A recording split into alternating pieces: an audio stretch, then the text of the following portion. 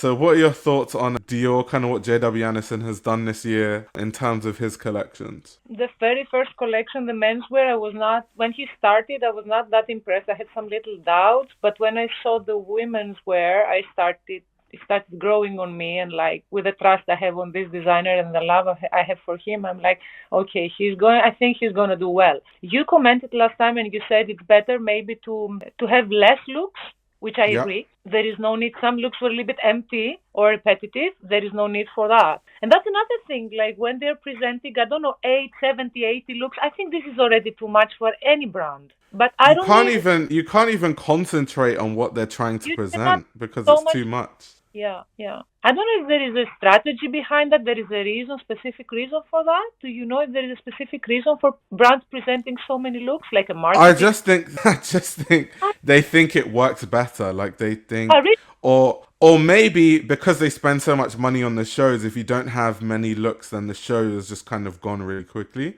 Maybe they think about things like that. But in terms of like taking in the collection and critiquing it and reviewing it, it makes it a lot more difficult. And it also takes away from the clothing because, to be honest, I think that like in the women's wear collection, they would have the same look in three different colorways. And it's like, I think we understand the idea behind this look. We don't need to see it two times more in different colorways. yeah. Yeah, because then it will start looking also like a little bit like a catalog. You can buy this in this color and this kind of color. What do you think about the continuity between all the different collections? Like here, we're seeing the capes. Obviously, in his debut menswear collection, as you guys are seeing, there Yeah, was this big idea of like, mixing the modern with stuff from a time past. So mixing like 17th and 18th century menswear silhouettes, and he talked about how he was going through the archives and he had a lot of archive 17th and 18th century menswear which he referenced and tried to mix it with very modern things that we know JW Anderson for, like the denim, like the sneakers, also like the Basquiat thing with the ties and the collar detail that when he was doing before the show, he had those images that were coming out on Instagram where he yeah. was showing all of that sort of stuff. You have the waistcoats referencing that time. And he's kind of pushed that forward into the women's wear collections and the menswear collections. Since, what do you think about all of that? I'm very excited about this because I would love to see how a designer interprets other centuries into today without making it look like a costume, without making it look like historical clothing. I mean, Galliano did it a lot, but he was still much, much closer to the original clothes.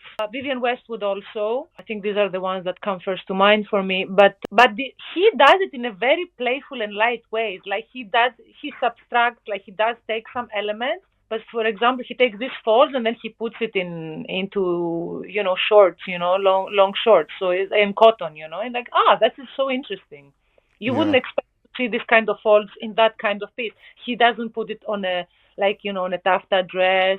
So this kind of play is very interesting, and I want to see more of that. And I would definitely wear this kind of clothes for sure. And it's so interesting because of that kind of I mean historical clothing has so much richness and Yeah. wealth in details and embroidery and like how they were making sleeves and I mean there is so much, but it's difficult to bring it to today. So I find it very interesting. Yeah. I would also say that when he has referenced like historical clothing, I have preferred those looks to the over contemporary ones that he does, where it's just like denim with some sneakers and like a shirt and a tie, which I find really mundane, to be honest. But anytime he starts to reference like, the past clothing, I think it looks a lot better. And I like the looks where he Yeah, does like that. here, for one example, we just saw like a little skirt in denim, but the way he put it is very relaxed, a fantastic hat, and then the jacket. It looks so in styling wise also. Yeah. I mean, if you see, of course, the denim skirt hanging at Dior is like nothing, but like this is an example of how the styling also can bring like something very fresh and a new kind of approach. Of course, if you see the jacket by itself, it's a beautiful piece.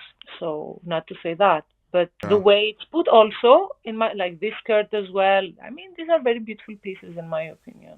Very interesting. This was my very favorite. Yeah, I think the women's wear definitely had a lot of nice pieces compared to the menswear collection. Yeah, he needs to develop that more because I mean I like Dior's Kim Jones Dior as very much, especially the last collection was so beautiful. I That like what was he's great. doing, more like very elegant and high end and beautiful fabrics, like not necessarily silhouettes that were. But I liked what he was doing. I was a fan of him. But let's see what he will do, J.W. Anderson, on this. I think he will develop very well. He did that with Loewe. Yeah. That's why I trust him because he showed collection by collection that he can create more layers and make it more and more interesting. And with Loewe, obviously people will forget, but it's not like he just hit the ground running immediately and he was like everyone was just ranting and raving. It took some time. It's almost impossible to do that from the first collection. Yeah. But there has to be something interesting to start with, and here I think is the case. Agreed. And I mean, ultimately, we're talking about it. The worst case scenario would be it's so like mundane or boring that you stop talking about. Like I've stopped talking about Alessandro Michele's Valentino for that reason, right? I just think there's nothing really interesting to really talk about when it comes to it. So I'm just like, should I even cover it for better or worse? I just won't. Which is the worst thing that can happen.